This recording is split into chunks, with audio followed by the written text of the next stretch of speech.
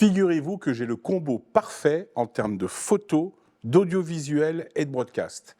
Cette optique, c'est une 24-105 ouverture 2.8 et c'est signé Canon.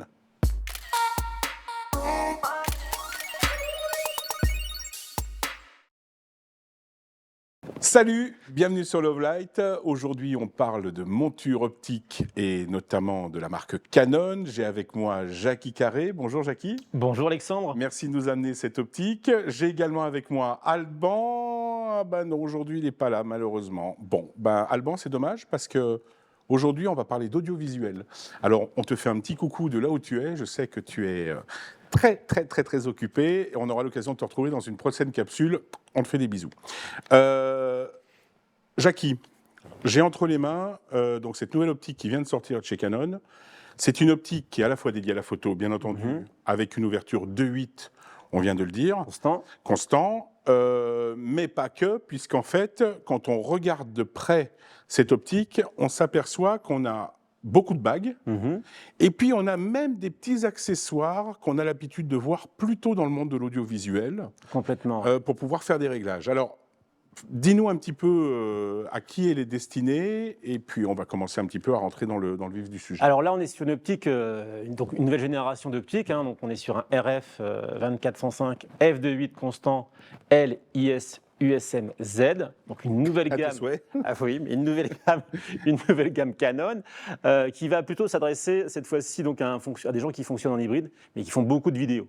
D'accord, puisque par exemple, on pourra monter des accessoires de motorisation, donc des commandes motorisées qui pourront être montées sur le zoom. Oui, alors attends, on va pas trop vite, on va en parler. Donc ici, on a effectivement, si Jérôme, qui est aux caméras, arrive à zoomer par là, on s'aperçoit qu'on a effectivement ce qui va nous permettre de pouvoir faire ce qu'on appelle le focus ring. Oui, alors là c'est le zoom. Enfin là c'est pas le focus, c'est le zoom, là. Ça. Donc, là c'est le zoom, qu'on peut piloter avec un moteur extérieur en fait, c'est ça? Voilà, et donc avec soit, comment dire, donc l'accessoire, il y aura des touches qui permettront en plus de régler la vitesse de zooming avec un petit potentiomètre, mais on pourra également avoir des déportés comme sur du broadcast avec ce qu'on appelle des rockers. Donc plus on appuie fort sur le bouton, plus on va vite sur les zooming. Donc c'est vraiment le mix de ce que disait donc la photo bien sûr, l'audiovisuel. Donc on a donc tout ce qui est commande à distance, le cinéma. Donc on verra que on aura un look cinéma sur le bokeh. On aura un diaphragme assez intéressant. Tiens, justement, tu parles du diaphragme, mais là on s'aperçoit que sur l'optique, je te coupe, excuse-moi, mais sur l'optique, on retrouve ce qu'on a en audiovisuel, c'est-à-dire la possibilité de régler l'ouverture. Manuellement.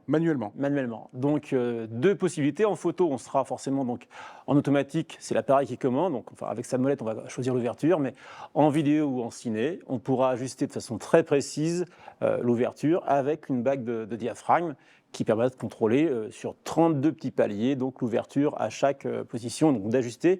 En vidéo, c'est un peu complexe parce que le vidéaste, il est bloqué au niveau de sa vitesse en général, par sa fréquence. L'ouverture, il peut toucher un petit peu. La sensibilité, pas beaucoup non plus. Donc, il joue soit avec du filtre neutre, soit un petit peu sur le diaphragme.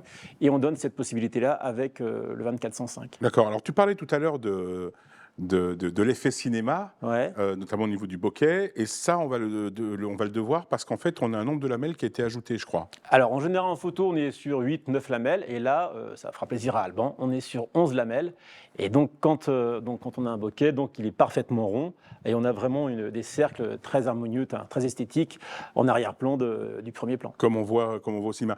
Ça ne veut pas dire, par contre, qu'on a des effets de flair, comme on recherche dans certaines optiques cinéma? Alors, les effets de flair, effectivement, ça peut arriver, parce que parfois, même des vieilles optiques, on cherche un flair, une signature. Non, là, on est sur une optique RF, très résolue, donc une très belle définition, avec des flares très bien corrigés. Donc, ce n'est pas l'optique où on va rechercher un flair qui va signer un petit peu l'objectif. Là, on est sur de la haute résolution, et on n'est pas dans le flair. C'est très bien corrigé, justement. On a intégré le meilleur de la technologie. On a 4 lentilles UD, 3 lentilles asphériques, dont des lentilles UD.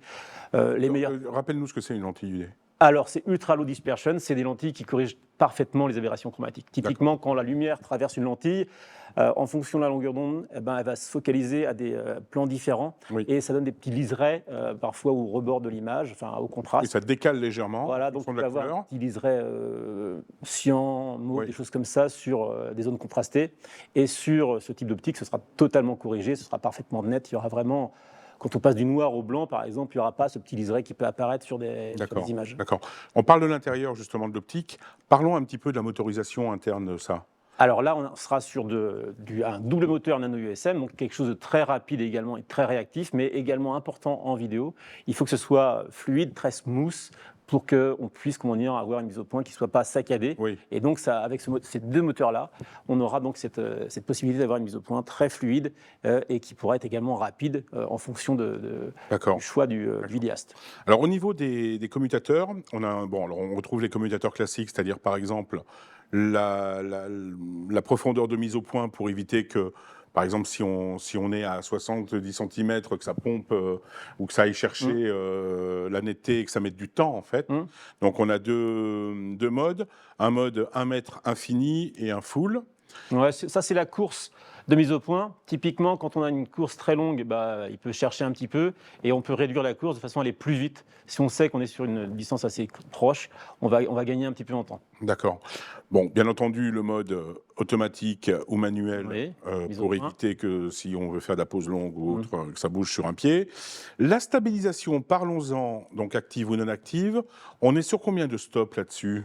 Alors, on est sur 5,5 en natif, tout seul, s'il est monté sur une caméra qui n'est pas stabilisée en IBIS derrière. D'accord. Et on peut monter à 8 vitesses, enfin 8 stops en l'occurrence, quand on est monté par exemple sur un R5 ou sur un R3. Là, c'est donc combiné. Donc l'IBIS et la stab optique vont se compléter et se cumuler et monter jusqu'à 8 vitesses de stabilisation. D'accord. Et on voit qu'on a 3 modes de stabilisation. Oui. Donc le mode de standard, le mode filet. C'est ça.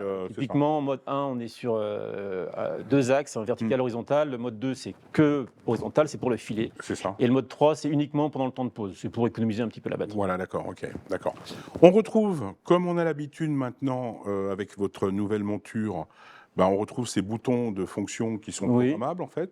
Ouais, typiquement par défaut, toujours sur un stop AF. Et après, on peut les paramétrer pour attribuer une fonction, démarrer la mise au point, démarrer le suivi ou même l'exposition, des choses comme ça. On a également tout au bout, pareil, une bague. Là, c'est la bague de contrôle qu'on peut paramétrer au choix. Par défaut, on est sur une correction d'exposition, mais on peut affecter également d'autres fonctions.